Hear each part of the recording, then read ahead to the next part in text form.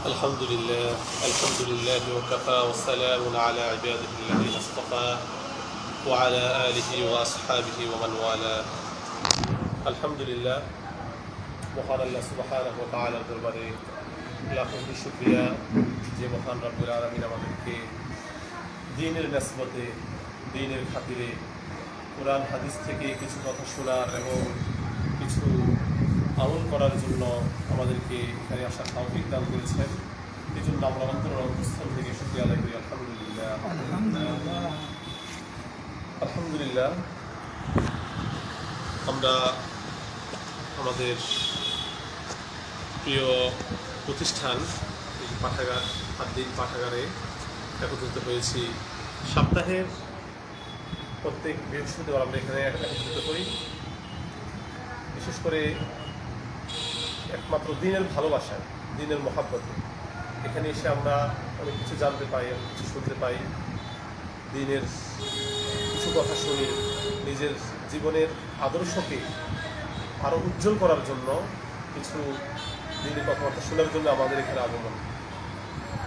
ইনশাল্লাহ আমরা সদা সর্বদা নিয়মিত এখানে আসার চেষ্টা করব।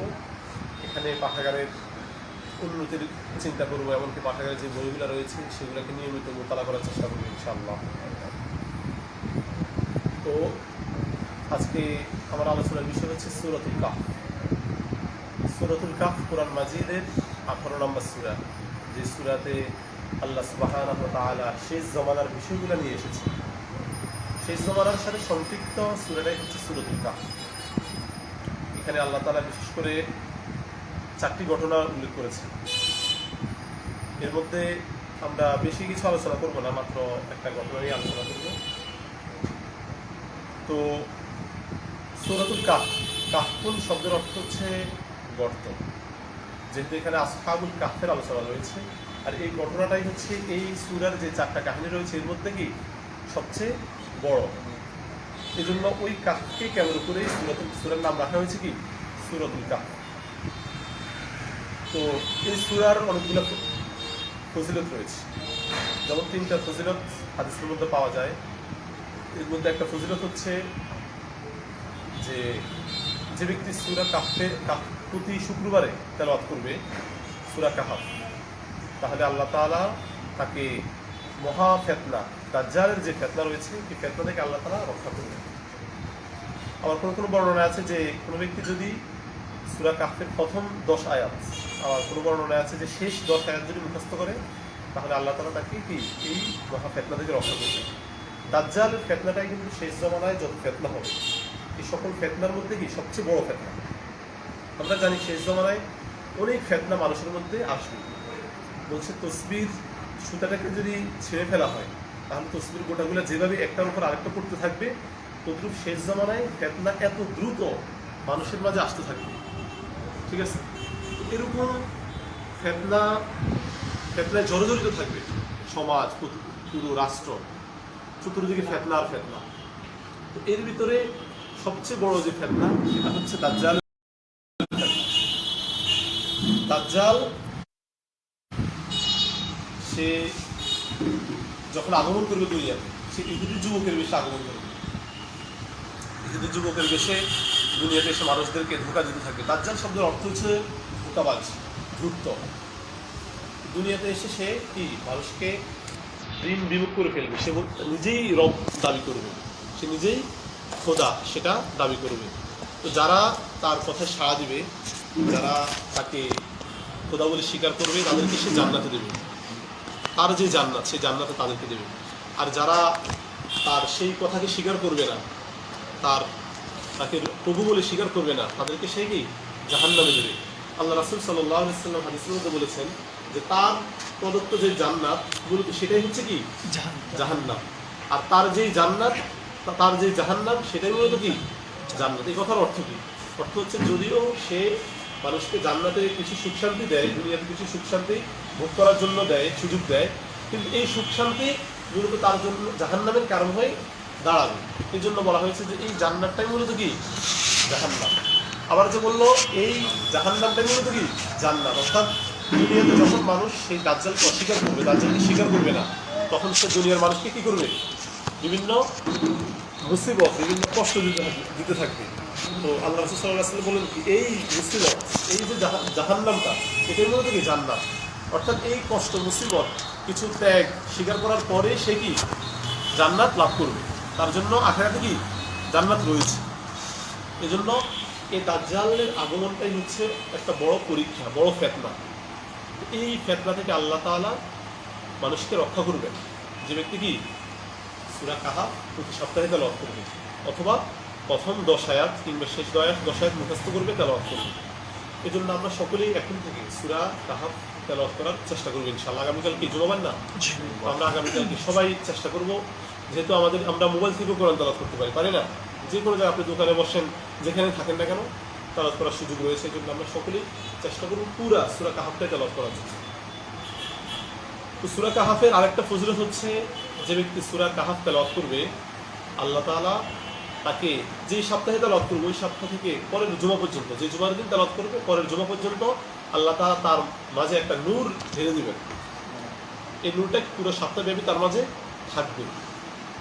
এই নূরটা হচ্ছে কি, নূরটা যে তার চেহারার মধ্যে দেবে, এই নূরের কারণে সে কি আরো দিনের কাজ করতে উদ্বুদ্ধ হবে, দিনের প্রতি আগ্রহ সৃষ্টি হবে। ঠিক আছে, চেহারার মধ্যে ইসলামের আলো থাকবে। তো এরকম একটা নূর পুরো সপ্তাহ তার মাঝে, সপ্তাহে কি তার চেহারায় প্রতীয়মান থাকবে।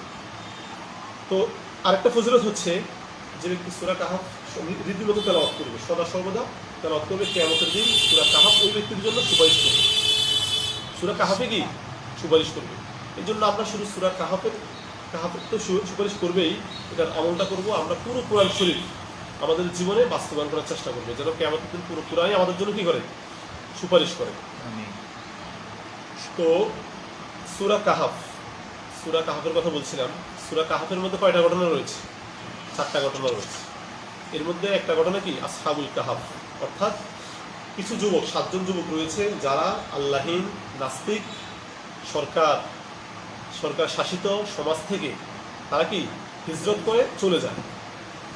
তারা 309 বছর একটা গুহায় আশ্রয় নেয়। 309 বছর ওই গুহায় আশ্রয় নেওয়ার পর তারা কি ঘুম থেকে জাগ্রত হয়। ওই 309 বছর ঘুমিয়ে থাকে, এরপর জাগ্রত হয়ে কিছুদিন বেঁচে থাকে, তারপর আবার কি মৃত্যুর কোলে ডলে পড়ে। এই আসহাবে কাহফের ঘটনাটা কি সূরার মধ্যে উল্লেখ করা আছে। আরেকটা ঘটনা আছে যুলকারনাইন, যিনি পুরো বিশ্ব শাসন করেছেন, পুরো বিশ্ব ন্যায় এবং ইনসাফের ভিত্তিতে পুরো বিশ্ব শাসন করেছেন, দুর্নীতি এবং অনিয়ম এটার ভিত্তিতে না, বরং ন্যায় এবং ইনসাফ প্রতিষ্ঠা করে গিয়েছে, ইনসাফের ভিত্তিতে শাসন করেছেন। তো সেই যুলকারনাইনের আলোচনা কি এখানে করা হবে। আরেকটা আলোচনা হচ্ছে 2 ব্যক্তির আলোচনা করবে, যাদের একজন 2 বন্ধুর, যে 2 বন্ধুর একজন হচ্ছে খুব ধনী, আরেকজন হচ্ছে কি খুবই দরিদ্র। এই 2 বন্ধুর আলোচনাও সূরা কাহফে রয়েছে। আরেকটা আলোচনা আছে হযরত মুসা আলাইহিস সালাম এবং হযরত খিজির আলাইহিস সালামের আলোচনা এখানে রয়েছে। এই 2 নবীর আলোচনায় আজকে আমাদের আলোচ্য বিষয়। এখানে কুরআন মাজিদে আছে ওয়াইদ ক্বালা মুসা লিফাতাহু লা আবরাহু হাত্তা আবলুগা মাজমাআল বাহরাইনি ওয়া আমদিয়া হুকুবা। ঠিক আছে, এখান থেকে মুসা আলাইহিস সালামের এই কাহিনীটা শুরু হয়েছে। একদিন মুসা আলাইহিস সালাম তার গোত্রের সামনে বক্তৃতা দিচ্ছিলেন, তিনি কথা বলতেছিলেন। তো তার কথায় তার শ্রোতাগণ খুবই মুগ্ধ হয়েছিল। মুগ্ধ হয়ে এক পর্যায়ে জিজ্ঞেস করলেন যে মান আ'লামু ফিদ দুনিয়া, মান আ'লাম ফিদ দুনিয়া, যে দুনিয়ার মধ্যে সবচেয়ে বড় জ্ঞানী কে? তখন মুসা আলাইহিস সালাম ভাবলেন যে বর্তমান দুনিয়ার সবচেয়ে বড় এই পয়গম্বর তো আমি নিজেই, অন্য কেউ তো নেই, তাহলে আমার উপরে আর কি হতে পারে? এই জন্য তিনি বললেন যে যে আমি। তো আল্লাহ তাআলার কাছে এই জবটা কি পছন্দ হয় না, যে এটা যেন একটু নিজের মধ্যে অহংকার সৃষ্টি করে। ঠিক আছে, এই জন্য এই কথাটা বলার আল্লাহ তাআলার কাছে কি পছন্দ হয় না। এর অনুরূপ একটা ঘটনা আল্লাহ রাসূল সাল্লাল্লাহু আলাইহি ওয়াসাল্লামের বেলায় হয়েছে। যেমন কিছু ইহুদি একবার আল্লাহ রাসূল সাল্লাল্লাহু আলাইহি ওয়াসাল্লামের কাছে আগমন করে জিজ্ঞেস করে, মানে রাসূল সাল্লাল্লাহু আলাইহি ওয়াসাল্লাম সত্যিকার নবী কিনা সেটা যাচাই করার জন্য কিছু প্রশ্ন করে। এর মধ্যে একটা প্রশ্ন হচ্ছে যে আপনি বলেন যে আসহাবে কাহফের কাহিনীটা কি, আসহাবে কাহফ কারা, এই একটা প্রশ্ন করে। আর একটা প্রশ্ন হচ্ছে যুলকারনাইন কে, তিনি কি করেছেন, ঠিক আছে, তার সম্পর্কে আপনি বলুন, এরকম একটা কোয়েশ্চেন করে। আরেকটা কোয়েশ্চেন হচ্ছে রূহ কি, রূহ কাকে বলে? এই তিনটা প্রশ্ন কিন্তু সহজ কোনো প্রশ্ন ছিল না। রাসূল সাল্লাল্লাহু আলাইহি ওয়াসাল্লাম তাৎক্ষণিক এগুলো সম্পর্কে কিছুই জানতেন না, যেহেতু এই যে যুলকারনাইন এবং আসহাবে কাহফ এগুলো অনেক পূর্বে গঠিত ঘটনা। এই জন্য রাসূল সাল্লাল্লাহু আলাইহি ওয়াসাল্লাম এই বিষয়গুলো রূহ সম্পর্কে এগুলো সম্পর্কে কিছু জানতেন না। এই জন্য তো রাসূল সাল্লাল্লাহু আলাইহি ওয়াসাল্লাম যেটাই জানতেন সেটা আল্লাহ তাআলার পক্ষ থেকে কি জেনে নিতেন। এই জন্য রাসূল সাল্লাল্লাহু আলাইহি ওয়াসাল্লাম তখন বললেন যে আমি তোমাদেরকে আগামীকাল জানাবো। এই কাহিনীটা কি? এই তাদের প্রশ্নের উত্তরে আল্লাহ রাসূল সাল্লাল্লাহু আলাইহি ওয়াসাল্লাম বললেন যে আমি আগামীকাল তোমাদেরকে এই সম্পর্কে জানাবো, তোমরা আগামীকাল এসো। এই যে আল্লাহ রাসূল সাল্লাল্লাহু আলাইহি ওয়াসাল্লাম এখানে বললেন যে আগামীকাল তোমাদেরকে জানাবো, এখানেও তিনি ইনশাআল্লাহ বলতে ভুলে গিয়েছেন। তো নবীদের ছোট ছোট ভুলও কিন্তু আল্লাহ তাআলা ধরে ফেললেন। ঠিক আছে, নবীরা ছোট ছোট কোনো ভুল করলে আল্লাহ তাআলা সেটা বলে দেন। তো আল্লাহ তাআলা যখন এই জবাব তার আল্লাহ রাসূল সাল্লাল্লাহু আলাইহি ওয়াসাল্লাম থেকে পেলেন, তখন থেকে আর ওহী নাযিল হচ্ছিল না। তা আল্লাহ রাসূল সাল্লাল্লাহু আলাইহি ওয়াসাল্লাম ভাবছিলেন যে ওহী নাযিল হলে এই প্রশ্নগুলোর উত্তর চলে আসবে। তিনি ওহী নাযিল হওয়ার অপেক্ষায় ছিলেন, কিন্তু দীর্ঘদিন পর্যন্ত ওহী নাযিল হচ্ছে না, ওহী নাযিল হচ্ছে না। এইভাবে 6 মাসের মতো কেটে গেল। 6 মাস। এরপর যে আয়াতটা নাযিল হয় সেটা হচ্ছে ওয়ালা তাকুলান্না লিশাইইন ইন্নী ফাআইলুন যালিকা গাদা ইল্লা আইয়াশা আল্লাহ। ওয়ালা তাকুলান্না লিশাইইন, যে হে রাসূল আপনি কোনো বিষয়ে বলবেন না, কোনো কথা বলবেন না, ইন্নী ফাআইলুন যালিকা গাদা, যে আমি আগামীকাল এটা করব। মানে কোনো বিষয় আমি আগামীকাল করব, এরকম কোনো কথা বলবেন না, কিন্তু ইনশাআল্লাহ সহ। ইনশাআল্লাহ সহই বলতে হবে। বলতে হলে কি ইনশাআল্লাহ সহই বলতে হবে। এই আয়াত নাযিল হওয়ার পরে তখন থেকে রাসূল সাল্লাল্লাহু আলাইহি ওয়াসাল্লাম বুঝলেন যে কি কারণে ওহী নাযিল হচ্ছে না। আল্লাহ রাসূল সাল্লাল্লাহু আলাইহি ওয়াসাল্লাম যে ইনশাআল্লাহ বলেননি। এজন্য আমাদেরকে এই বিষয়টা খেয়াল রাখতে হবে। যখনই আমরা ভবিষ্যৎ ইন ফিউচার কোনো কাজের কথা বলবো, তখন আমরা কি করব? ইনশাআল্লাহ ব্যবহার করব। ইনশাআল্লাহ বললে আল্লাহ তাআলা খুশি হন যে আমি আল্লাহ তাআলার উপর বিষয়টা ছেড়ে দিয়েছি, যদি আল্লাহ চায়।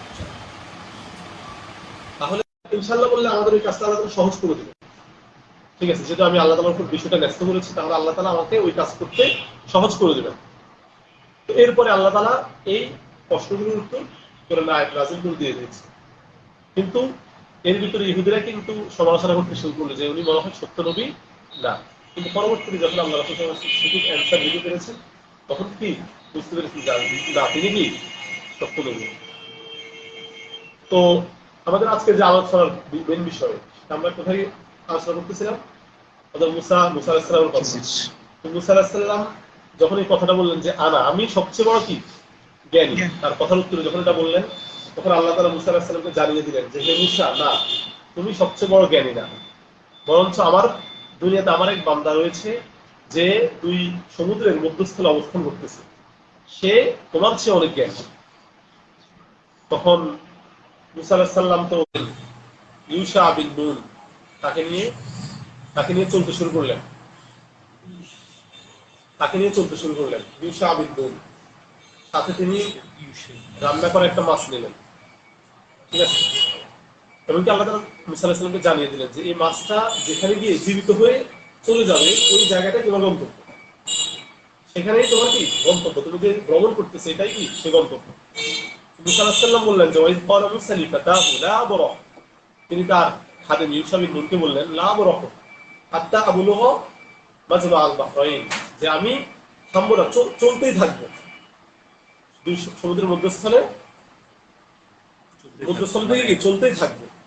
লা আবলুগা হাত্তা মাজমা আল বাহরাইন ওয়া আমদিয়া হুকুবা, যদিও যুগ যুগ ধরে চলতে হয়। ঠিক আছে, হুকুবা এই শব্দের অর্থ কি? যুগ, যেটা আমাদের তাবলীগে বেশি বলা হয়। হুকুবা বলে যে 80 হুকবা। ঠিক আছে, নামাজ কি মিস করলে 80 হুকবা জাহান্নামে যাবে, এরকম একটা কথা বলে না? এই হুকবা এই শব্দটাই। হুকবা শব্দের অর্থ হচ্ছে যুগ। মুসা আলাইহিস সালাম এখানে কি বললেন যে যুগ যুগ ধরে যদিও আমাকে চলতে হয়, তাহলে আমি এই ইলম তলব করার জন্য চলতেই থাকি। মুসা আলাইহিস সালাম চলতে এক পর্যায়ে তিনি একটু বিশ্রাম নিলেন, এক জায়গায় বিশ্রাম নিলেন। বিশ্রাম নেওয়ার সময় তিনি ঘুমিয়ে পড়লেন। তার খাদেম ইউশা বিন নুন সে দেখতে পেল যে মাছটা হঠাৎ নড়াচড়া করে উঠে সমুদ্রের দিকে চলে গেল। আর যেদিকে চলে গেল ওইদিকে একটা সুরঙ্গের মতো রাস্তা সৃষ্টি হয়ে গেল। তো তিনি খেয়াল করেছেন যে মুসা আলাইহিস সালাম যখন জাগ্রত হয় ঘুম থেকে, তখন তাকে জানিয়ে দেবেন, কিন্তু তিনি ভুলে গেলেন। মুসা আলাইহিস সালামকে সেটা জানাতে ভুলে গেলেন। ভুলে যাওয়ার পর মুসা আলাইহিস সালাম ঘুম থেকে জাগ্রত হয়ে আবার চলতে শুরু করলেন। এরপর তিনি ক্লান্ত হয়ে গেলেন। তিনি যেহেতু এখন ভুল পথে চলতেছেন, এর আগে কিন্তু ভুল পথে চলেন নাই। এর আগে তিনি মূল গন্তব্যের দিকে চলছেন, আর মূল গন্তব্যে পৌঁছে গিয়েছেন কিন্তু বুঝতে পারেন নাই। কারণ মাছটা যেখানে লাফ দিয়ে চলে গিয়েছে ওই জায়গাটাই ছিল মূল গন্তব্য। ভুলে গেছিলেন। হ্যাঁ, ভুলে গিয়েছে মানে খাদিম জানাতে ভুলে গিয়েছে। তো পরবর্তীতে তিনি ভুল পথে চলতেছিলেন, তার কারণে ক্লান্ত অনুভব হয়ে গেছে। দেখেন, যখন আমরা দিনের পথে চলবো, দিনের কাজ করতে থাকবো, তখন আমাদের মধ্যে ওই ক্লান্ত, ঠিক আছে, ক্লান্তটা কি স্পর্শ করবে না। কিন্তু যখন ভুল পথে চলতে থাকবো, তখনই কি ওই ক্লান্তিটা আমাদের মধ্যে এসে যাবে। তো তিনি খুব ক্লান্ত হয়ে গেলেন। ক্লান্ত হয়ে বললেন যে মাছটা নিয়ে আসো, আমি খাবো, আমার খুবই খিদে পেয়েছে। তখনই খাদিমের মনে পড়লো, আরে মাছটা তো ওই জায়গায় চলে গিয়েছে। তখন তিনি বললেন যে ওমান সানি মিল্লা শাইতান আনাজ পুরো, যে আপনাকে তো আমি সেটা জানাতে ভুলে গিয়েছি। তখন বললেন যে হাই, তুমি এটা কি করলে, ওই জায়গাটাই তো আমাদের গন্তব্য ছিল। তখন মুসা আলাইহিস সালাম আবার চলতে শুরু করলেন। ওই জায়গায় গিয়ে দেখলেন যে সেখানে এক বৃদ্ধ লোক বসে আছে, এক লোক বসে আছে। তিনি গিয়ে সালাম দিলেন, আসসালামু আলাইকুম। খিজির আলাইহিস সালাম জবাব দিলেন, ওয়ালাইকুম আসসালাম। তখন খিজির আলাইহিস সালাম বললেন যে এই জলমানব শূন্য ভূমিতে আপনি কে? তিনি বললেন যে আমি বনি ইসরাইলের মুসা। ঠিক আছে। তো এরপরে মুসা আলাইহিস সালাম বললেন যে আমি আপনার থেকে কিছু শিখতে চাই, কিছু জানতে চাই। তিনি বললেন যে ইন্নাকা লান তাস্তাতিয়া মাইয়া সবরা, যে তুমি আমার সাথে ধৈর্য ধারণ করে পারবে না। আসলে কাহিনীটা অনেক বড়, ভাবছিলাম কাহিনীটা পুরো শেষ করতে পারবো না, অনেক অল্প। তো মুসা আলাইহিস সালাম এখানে তার সাথে চলতে শুরু করলেন। তিনি বললেন যে না, আমি ধৈর্য ধরতে পারবো, আপনার সাথে ধৈর্য ধরে পারবো। পরবর্তীতে খুব সংক্ষেপে বলতেছি, পরবর্তীতে খিজির আলাইহিস সালাম মুসা আলাইহিস সালামকে নিয়ে একটা নৌকাতে আরোহণ করেন। আরোহণ করার পর ওই নৌকাওয়ালা খিজির আলাইহিস সালামকে বিনা পয়সায় নৌকায় আরোহণ করাচ্ছে। খিজির আলাইহিস সালাম হঠাৎ কি করলেন, নৌকার পাকাতলে কুড়াল দিয়ে একটা আঘাত করলেন, পাকাতলকে ছিদ্র করে ফেললেন। মুসা আলাইহিস সালাম অবাক হয়ে গেলেন যে আপনি এটা কি করলেন, ওই মাঝি আপনাকে বিনা পয়সায় নৌকাতে আরোহণ করাচ্ছে, আর আপনি তার একটা ক্ষতি করে দেবেন, এটা কেন করলেন? তো খিজির আলাইহিস সালাম পূর্বে বলে দিলেন যে তুমি আমার কোনো কাজে জিজ্ঞেস করতে পারবে না, কোনো প্রশ্ন করতে পারবে না, কিন্তু তিনি প্রশ্ন করে বসলেন। খিজির আলাইহিস সালাম তাকে বললেন যে আমি বললাম না তুমি ধৈর্য ধারণ করে পারবে না। তিনি বললেন যে না, ঠিক আছে, ধৈর্য ধারণ করো। এভাবে পরবর্তীতে খিজির আলাইহিস সালাম নৌকা থেকে নামলেন এবং আরো চলতে শুরু করলেন। হঠাৎ একটা বালককে খিজির আলাইহিস সালাম হত্যা করলেন। মুসা আলাইহিস সালাম অবাক হয়ে গেলেন, এটা কি? তিনি একটা নিষ্পাপ বালককে হত্যা করে ফেললেন। তো তাকে জিজ্ঞেস করার পর তিনি বললেন যে আমি বললাম না যে তুমি ধৈর্য ধারণ করে আমার সাথে পারবে না। এরপরে তিনি এক গ্রামে প্রবেশ করেন। গ্রামে প্রবেশ করে দেখতে পেলেন যে গ্রামের এই একটা দেয়াল একদম মানে পতনোন্মুখ অবস্থা, পড়ে যাবে অবস্থা। তিনি ওই দেয়ালকে সোজা করে দিলেন। সোজা করে দেওয়ার পর গ্রামবাসী থেকে কিছু পারিশ্রমিক নিতে পারতেন, কিন্তু তিনি নিলেন না। ঠিক আছে, নিলেন না। আর গ্রামবাসী তাকে করে মেহমানদারি করেন। তো মুসা আলাইহিস সালাম বললেন যে আপনি তো এখানে পারতেন যে আপনি এই কষ্টের বিনিময়ে কিছু পারিশ্রমিক গ্রহণ করতে পারতেন, আপনি তাও তো করলেন না। তো খিজির আলাইহিস সালাম লাস্টে বললেন যে আমি বললাম না যে তুমি ধৈর্য ধারণ করে পারবে না, হাজ আপনি রক ও বাইনি, এটাই তোমার মাঝে এবং আমার মাঝে বিচ্ছেদ। অর্থাৎ তুমি তিনবার কি ভুল করে ফেলছি, তোমার সাথে আর হাঁটা যাবে না, এখানেই সমাপ্ত। তো খিজির আলাইহিস সালাম বললেন যে যে তিনটা বিষয় তুমি দেখেছো, যে তিনটা বিষয় সম্পর্কে তুমি প্রশ্ন করেছো, সেগুলো তোমাকে বলে দিয়ে যায়, সেগুলোর উত্তর জানিয়ে যায়। সেটা হচ্ছে এখান থেকে কিছু শিক্ষা আছে। এই যে এই কাহিনী থেকে অনেকগুলো শিক্ষা আছে, সবগুলো শিক্ষা আপনাদেরকে বলার ছিল, কিন্তু যেহেতু টাইম অনেক কম, সেজন্য আর বলার সুযোগ হচ্ছে না। ঠিক আছে, তো আমি প্রশ্নগুলোর উত্তর দিয়ে দিই। সেটা হচ্ছে এই যে নৌকাতে তিনি আঘাত করলেন, নৌকাকে ছিদ্র করে দিলেন, এ করার উদ্দেশ্য হচ্ছে এই নৌকাটা যেদিকে যাচ্ছে সেদিকে এক জলদস্যুর অবস্থান রয়েছে। ওই জলদস্যুর হাতে ড্রাইভার পড়বে, সে ভালো নৌকা যদি হয় তাহলে সে সেটা কি ছিনিয়ে নিবে। এই জন্য খিজির আলাইহিস সালাম যেহেতু জানেন সেই নৌকাটা ছিনিয়ে নিবে, এই জন্য নৌকাকে ত্রুটিযুক্ত করে দেবেন। কারণ নৌকাটা যদি ত্রুটিযুক্ত হয় তাহলে নৌকার সে দেবে না। এই কিছু এতিম সন্তানদের জন্য কি রয়েছে, সম্পদ রয়েছে। সম্পদ দেয়ালের নিচে কি গুপ্ত অবস্থায় রয়েছে। যদি দেয়ালটা পড়ে যায় তাহলে ওই সম্পদ মানুষের সামনে প্রকাশ পেয়ে যাবে, আর মানুষ সেগুলো নিয়ে চলে যাবে, এই সন্তানদেরকে কিছুই দেবে না। তো সেটা এই দেয়ালকে সোজা করে দিয়ে ওই সম্পদেরকে তিনি কি করলেন, হেফাজত করলেন। পরবর্তীতে ওই সন্তানরা এই সম্পদ এখান থেকে নিয়ে কি উপকৃত হবে। এই উত্তর দেওয়ার পর কি মুসা আলাইহিস সালামের কাছ থেকে তিনি বিদায় নেবেন। তো দেখেন এই যে কাহিনীটা একটা কাহিনী ঘটেছে, এই কাহিনী থেকে আমাদের অনেক কিছু শেখার আছে, অনেক তালিমাত রয়েছে এখানে। তো সেটাই আজকে বলার ছিল, সেই শিক্ষাগুলো আমাদের আপনাদেরকে বলার উদ্দেশ্য ছিল। তো আমি একটা কাহিনীটাই বলবো, সেটা হচ্ছে মুসা আলাইহিস সালাম কি বললেন, যে এলিম শিখার জন্য আমি যুগ যুগ ধরে হলেও চলতে থাকবো, যদিও কি যুগ যুগ ধরে চলতে হয়। আমাদেরকেও এলিম শিখার জন্য এরকম কষ্ট করতে হবে। আল্লাহ রাসূল সাল্লাল্লাহু আলাইহি ওয়াসাল্লাম কি বললেন, তালাবুল ইলমি ফারিদাতুন আলা কুল্লি মুসলিম, এলিম শিক্ষা করা প্রত্যেকের উপরই ফরজ, প্রত্যেক মুসলিম মুসলিমের উপর, সকলের উপরই ফরজ। তো সেই ফরজিয়তের উপর কতটুকু আমরা আমল করতেছি, ঠিক আছে? আমাদের তো অন্তত ইসলামের দৈনন্দিন আমরা যে ইবাদতগুলো করতেছি ওই ইবাদত সম্পর্কে আমাদের পরিপূর্ণ ধারণা থাকা লাগবে। কোরআনে কি বলছে, হাদিসে কি বলছে, কোরআনে যে আয়াতগুলো রয়েছে, যে হাদিসগুলো রয়েছে ওই ইবাদতের সাথে সম্পৃক্ত, ওগুলোর উপর আমাদের কি ধারণা থাকা লাগবে। এই বিষয়ে অন্তত আমরা কি প্রথমে শিখতে হবে, এটা আমাদের উপর কি ফরজ।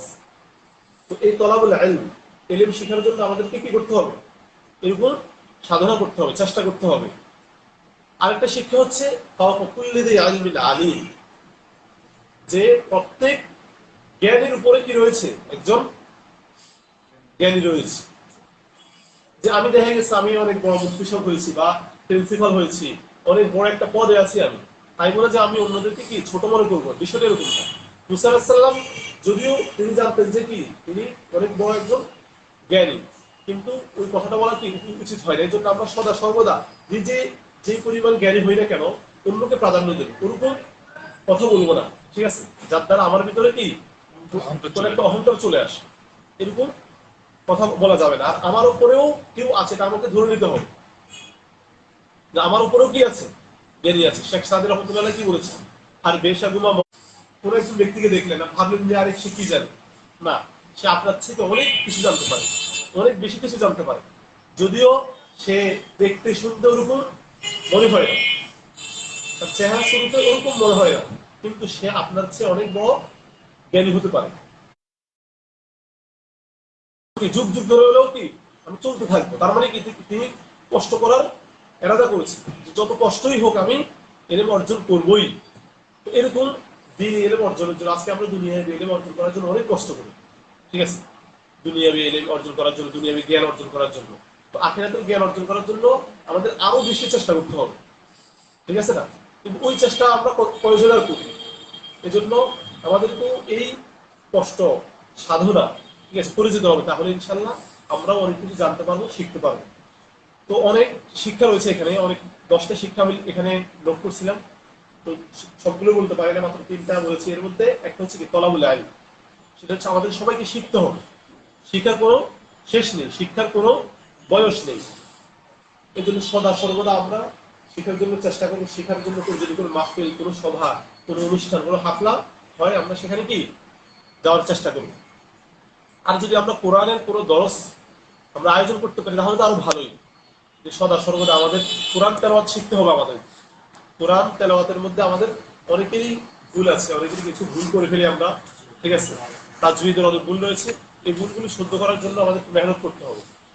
আস্তাগফিরু মিন্নি ওয়াল ইতমাম মিনাল্লাহ, আমি যদি চেষ্টা করে থাকি ইনশাআল্লাহ আল্লাহ তাআলা পূর্ণতা দেবেই। তো আজকে যে কথাটা বললাম, ঠিক আছে, তলাবুল ইলম, ইলম শিখার কথা বিশেষভাবে বলেছি। আমরা সকলেই চেষ্টা করবো ইলম শিখার জন্য, চেষ্টা সাধনা করার জন্য, নিজেকে কি বিলিয়ে দেওয়ার জন্য। তো যে কথাগুলো বলা হয়েছে আল্লাহ তাআলা আমাদের সবাইকে এর উপর আমল করার তৌফিক দান করুন। ওয়া আখিরু দাওয়ানা আলহামদুলিল্লাহি রাব্বিল আলামিন। আসসালামু আলাইকুম ওয়া রাহমাতুল্লাহি ওয়া বারাকাতুহু।